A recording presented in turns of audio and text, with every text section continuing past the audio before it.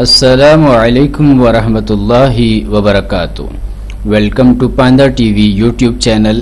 امید ہے کہ تمام احباب خیر و عافیت سے ہوں گے۔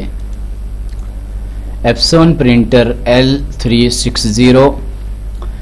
کبھی ایسا ہوتا ہے کہ آپ ایپسون پرنٹر استعمال کر رہے ہیں اور کچھ دن کا وقفہ آ گیا یا سیاہی تاخیر سے اس کے اندر ڈالی گئی اور اس وجہ سے اس کی جو پرنٹنگ کی صلاحیت ہے وہ متاثر ہوتی ہے اور ایک ہی کلر کا پرنٹ وہ بار بار دے رہا ہوتا ہے جب دوبارہ کافی عرصے بعد سیاہی ڈالی جائے۔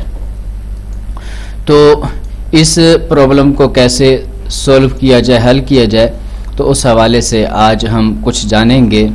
تو یہ دیکھیں، یہ آپ کے سامنے یہ ایپسون L360 پرنٹر ہے۔ تو اس کی ہم یہاں سے پرنٹنگ پریفرنس کے اوپر کلک کر دیں گے۔ یہاں پر آپ کو یہ کافی سارے آپشن اس کے نظر آ رہے ہیں۔ تو یہ مین آپشن ہے، یہاں پر پیج اور باقی چیزیں سیٹ کی جاتی ہیں اور اس کے بعد آپ کو نظر آ رہا ہے مور آپشن۔ تو مور آپشن سے آگے ہے مینٹیننس۔ تو آپ نے یہاں پر آ جانا ہے اور یہاں پر آپ کو مختلف آپشن نظر آ رہے ہیں۔ تو یہ جو آپشن ہے nozzle check, head cleaning, print head alignment اور پاور انک فلیوجنگ۔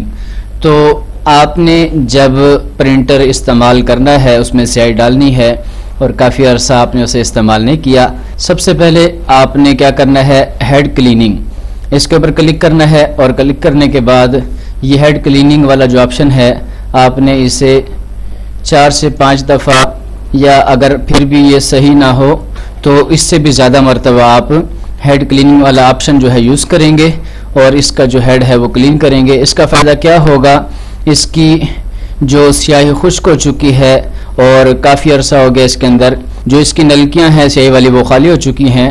تو جب آپ بار بار یہ کریں گے 4 سے 5 دفعہ یا اس سے زیادہ مرتبہ ہیڈ کلیننگ کریں گے تو اس کی نلکیاں تار ہو جائیں گی اور وہ سیاہی جو کہ آپ نے اس کے اندر ڈالی ہے وہ باقاعدہ اس کے اس پوائنٹ تک پہنچ جائے گی جہاں سے اس نے پرنٹ کرنا ہے۔ تو اس طرح کرنے کے بعد آپ کیا کریں گے، جب 4 سے 5 دفعہ یہ کر لیں گے اس کے بعد آپ نے ایک دفعہ یہ کر لینا ہے پرنٹ ہیڈ الائنمنٹ اور پھر اس کے بعد نوزل چیک کے اوپر کلک کرنا ہے۔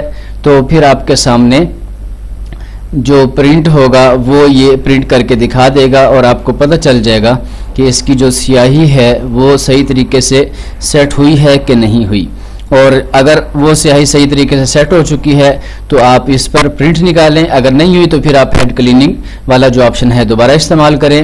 تو کچھ دفعہ ہیڈ کلیننگ کرنے کے بعد آپ کا جو پرنٹر ہے وہ صحیح طرح ورک کرنا شروع کر دے گا، پرنٹ دینا شروع کر دے گا اور آپ کی جو پرابلم ہے وہ سولو ہو جائے گی، حل ہو جائے گی۔ امید ہے کہ آج کی یہ ویڈیو آپ کو پسند آئی ہوگی۔ اگر آپ ہمارے چینل پاندا ٹی وی پر نئے ہیں اور آپ نے ابھی تک ہمارے چینل کو سبسکرائب نہیں کیا، پیج کو لائک نہیں کیا، تو کائنڈلی آپ ہمارے چینل کو سبسکرائب کریں، پیج کو لائک کریں اور بیل آئیکن کے اوپر ضرور کلک کریں تاکہ اس طرح کی معلوماتی ویڈیوز کی اطلاع آپ کو بر وقت مل سکے۔ پھر ملتے ہیں ایک نئی ویڈیو کے ساتھ، تب تک کے لیے اجازت دیجیے۔ السلام علیکم ورحمۃ اللہ وبرکاتہ۔